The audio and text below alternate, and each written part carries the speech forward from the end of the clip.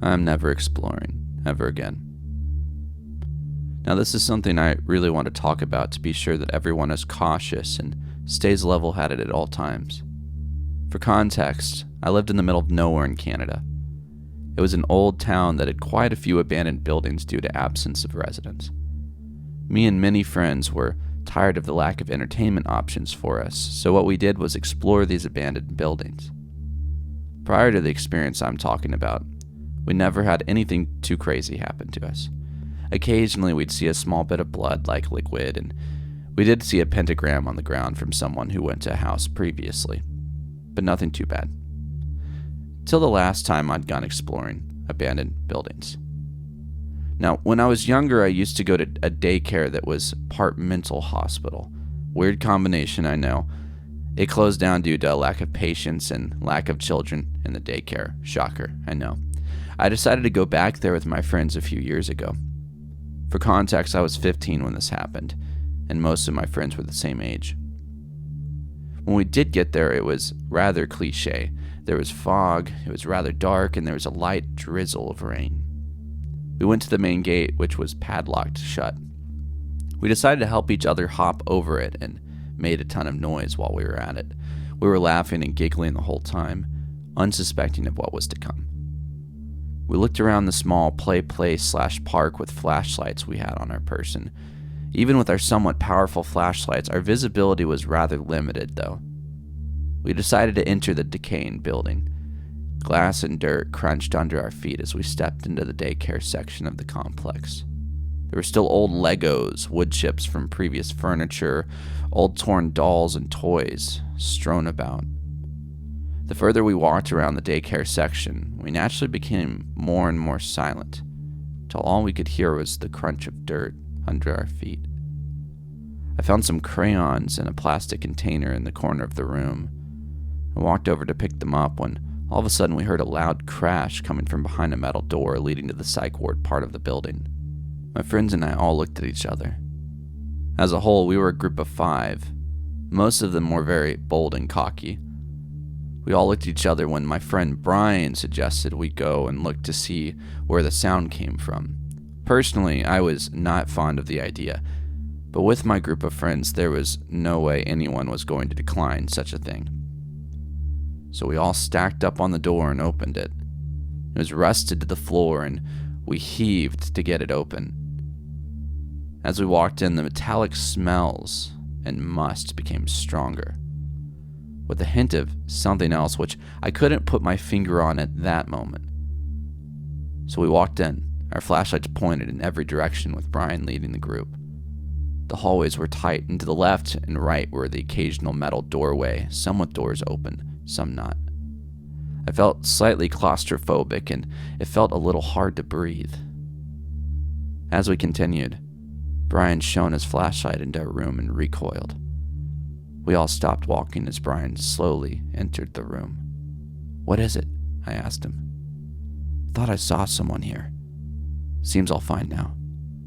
To be honest, I thought he was just messing with us to increase our anxiety, but looking back, I think he was being completely honest. He backed out of the room and we continued walking deeper into the psych ward when another friend swiftly told us to stop. We came to a halt and listened. In the distance ahead of us, we heard the subtle pitter-patter of footsteps echo through the hallway. We all looked at each other, fear in each of our eyes. Brian continued walking toward the sounds. We considered turning back for a second without Brian, wondering if some ghost or something was in the building, but we couldn't do that to him. The closer we got, the more I felt like I was being watched. When finally we entered a room on the right, which had the smell of rotting meat. In front of us was a dead deer. Its innards were spilled all over the floor, staining the concrete. A friend of mine had a very weak stomach and vomited immediately all over the floor. That's when we heard whispering from somewhere.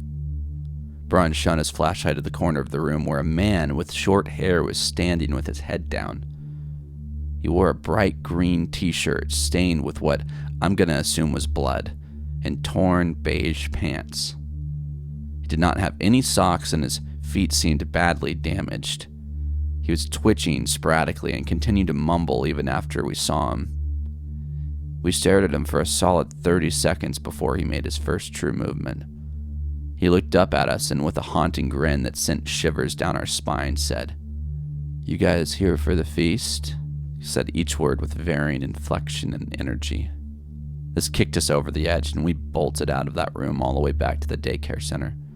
The door was still open and we decided to try to slam it shut, but the rust and pure weight of the door almost kept it open. It took 3 of us pulling with all of our strength to close it. And just before we did, I could still see the silhouette of the man watching us, his white teeth being the only other human feature I could see. Once we got the door closed, we sat behind it, catching our breath for a second, all looking at each other for confirmation that we all saw the same thing. After a little bit of labored breathing from each of us, we heard a light tapping on the door. That's when we decided it was time to leave. We booked it out of the vicinity completely and ran home. A year after we visited that spot, police went back to do a routine search of the area and found the man. It was stated that this guy used to go to the psych ward before it closed down. He escaped the facility he was transferred to and lived off of the wildlife around the complex. When the cops brought him in, he had a series of diseases and sicknesses from eating raw meat, and his mental condition was much worse than before. There were future rumors that he did kill someone in the forest while searching for food, but nothing has been confirmed. In the end, guys, be careful, especially in dangerous areas such as abandoned buildings. And creepy dude, let's not meet.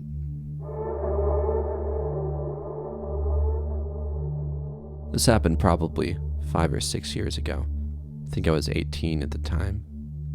For starters, I lived in a city where neighborhoods and forests kind of blended together. There are plenty of wood areas where people go to have bonfires and parties. One night, after discovering that all of our usual spots were crowded with people, I suggested to my friends that we go to a spot that I'd been to a few times nearby. I'd been there multiple times, but only during the day. The street where we parked is maybe like 200 feet from the tree line. It's your average middle-class neighborhood, and nothing too crazy is really known to happen there. So we walk in, start a bonfire, and we're all having a good time. Some of us are drinking and smoking a bit, myself included. About 45 minutes pass, and I'm a little intoxicated, but nothing major. And over the sound of our quiet music and my friends talking, I hear something odd. Can't make out what it is, so figure maybe I'm just hearing things. Maybe another 10 minutes goes by and I hear it again. A little better this time. Still sounds relatively far away, but it sounds like Velcro tearing. I stop and just kind of sit there trying to listen while my friends carry away laughing and talking. They haven't seemed to notice. And that's when I heard a sound I was very familiar with. A zapping noise, like you hear from a taser. Very brief, but unmistakable. My stomach drops, and I started looking around a little frantically. My girlfriend at the time was the very first to notice my distress. She asked me what's wrong, and I explain, and she immediately starts worrying too. She gets my friends to quiet down, and we all just sit there and listen for a bit. Then we all hear it, an electric zap.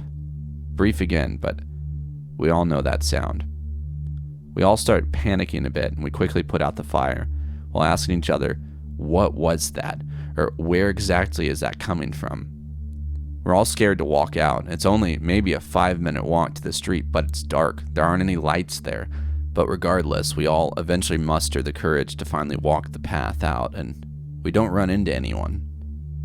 We finally get to the street and start walking to our cars, nervously laughing and relishing being under street lamps again. I see him first. He's walking toward us, not at us, just walking in the direction we just came from, slightly to the right of us. He's holding a stick of some sort. It scared me at first, but for a brief second I calmed myself. It was a pretty safe neighborhood that I knew really well, and it was really common to see people out walking at night. But then I noticed he's looking right at us. That stare is burned into my mind. We pass each other. My friends and I are all silent as we're having this stare down with this random man. And that's when it happened.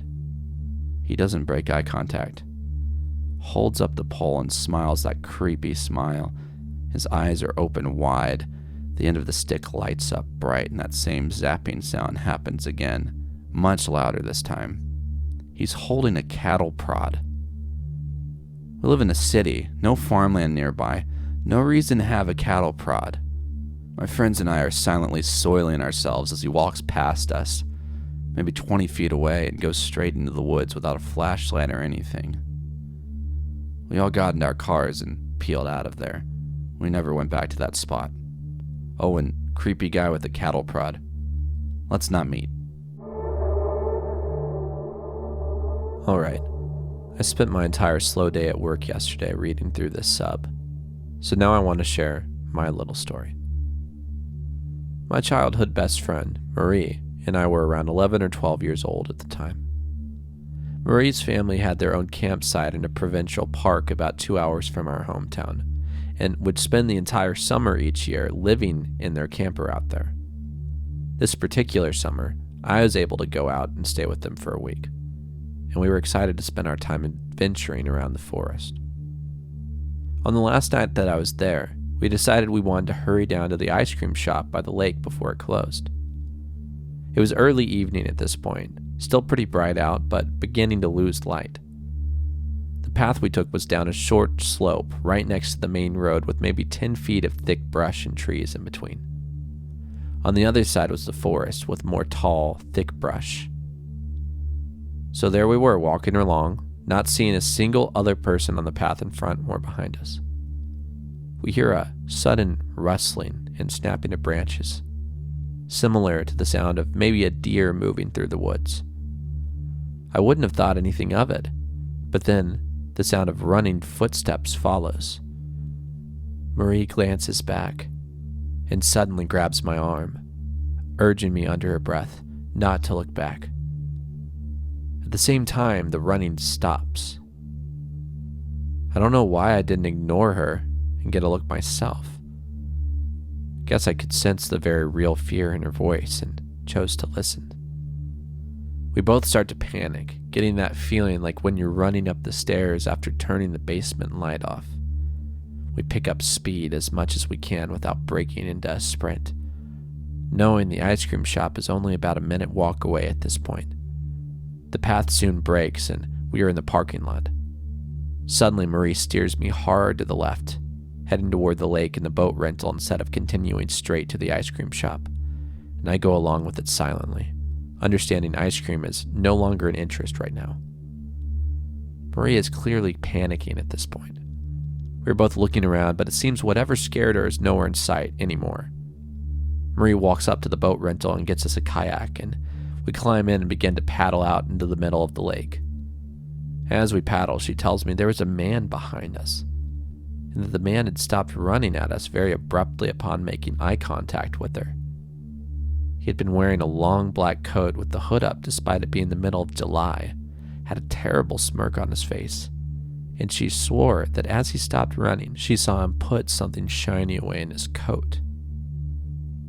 He appeared to have just emerged out of the bushes after we walked past, given the sounds we heard right before he came running onto the path. We reach the center of the lake and stop paddling. I pull out my Nokia brick phone that my parents had, thank God, just given me in case. I hand it to Marie and tell her to call her parents to come pick us up. As the phone rings, I see her look out past me to the shore and go pale, lifting a hand to point out to what she's seen. I turn, and there was the man, stalking his way around the path that circled the edge of the lake, staring out at us. We sat in the middle of the lake and watched him do 2 full laps, never looking away from us, before finally disappearing. It took a few tries to get a hold of her family. We were freaking out so bad the whole time, as the sun got lower and lower. We did manage to have someone come with the truck, but by the time we reached the shore, it was pretty dark outside. I don't know what we would have done if we hadn't been able to call for a ride. Looking back, I don't know why we didn't just go up to the ice cream shop, inform an adult there, and ask her parents to come get us then. But it worked out. We got back safe, and we thankfully never saw that man again. I've been debating about whether to post this or not, but I've finally decided that it's been long enough for me to talk about this. This happened to me and my mom a few months ago, back in October.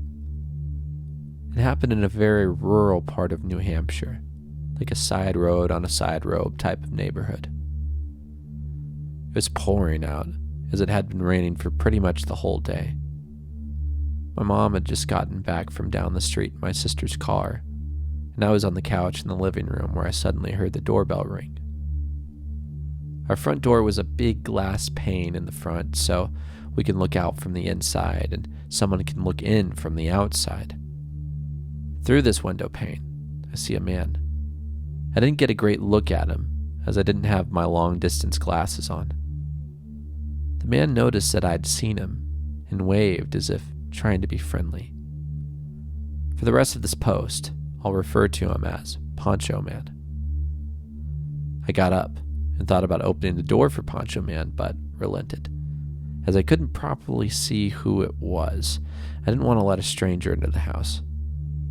Instead, I went down the hall to my parents' bedroom, where my mom was getting ready for work.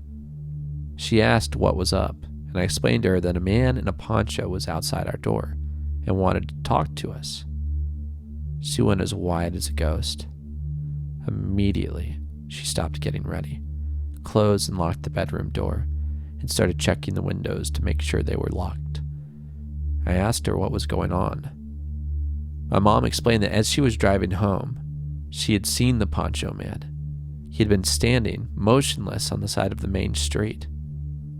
As soon as my mom turned down our road, he started to walk, presumably to follow her. She said the encounter was weird, but thought nothing more of it.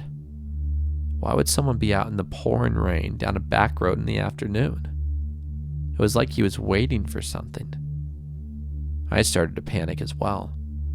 My mom called my aunt, the two are like best friends, and asked what she should do. My aunt told her to call the police immediately, so we did. We proceeded to pace around the bedroom, frantically looking out the windows to see if we could see Poncho Man. From where the bedroom was angled, it was impossible to look at the front porch and see if he was still there, but we were desperate for anything. After what felt like hours, we finally saw a police car pull up. We carefully unlocked the door and went down to let the officer in. We explained what we saw, and he agreed to do a scan around the neighborhood. As he left, I noticed there was something on the doorknob. I took it off, and it was a political ad for a candidate that was running for office. It's possible Poncho Man was just campaigning for the candidate, but there are a lot of holes in that story. It was pouring out. So why would you go door to door? And why would you go that route in such a rural neighborhood? The houses are so far apart, you're barely making a dent on foot.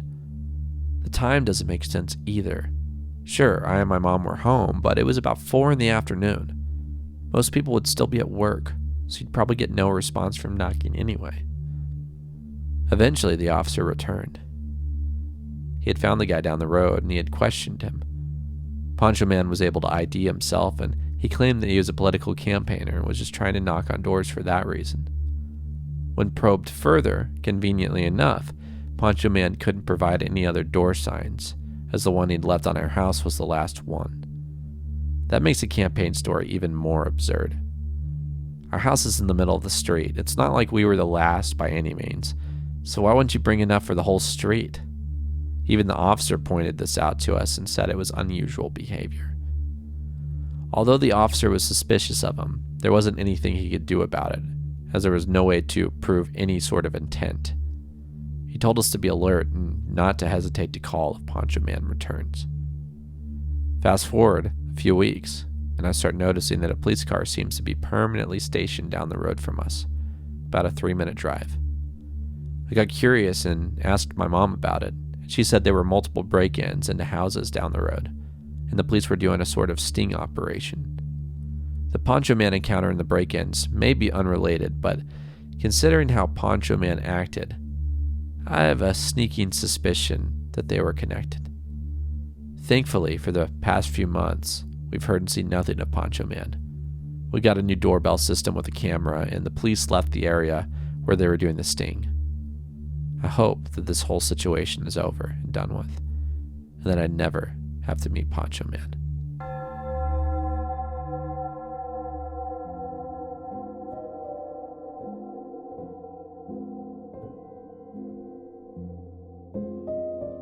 Thank you so much for watching this video. My name is Zach. I'm the narrator for Fear Harbor, and from all of us here at Fear Harbor, have a great night.